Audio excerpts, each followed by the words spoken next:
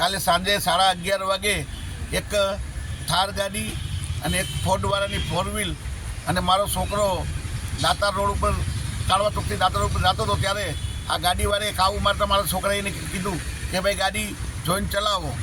એવી સામાન્ય બોલાચાલીમાં એક ગોંડલ ધારાસભ્યના દીકરા ગણેશ જાડેજા, જયરાજ જાડેજાનો દીકરો ગણેશ અને એના માણસો રાતે 3 વાગે મારા છોકરાને ઉપાડી અને ગોંડલ લઈ ગયેલ. ગોંડલમાં જઈ એની ઓફિસમાં મારી અને પાછો જુનાગઢ ભેસાણ ચોકડી મૂકી ગયેલા. અમારી પોલીસે ફરિયાદ લઈ લીધી છે.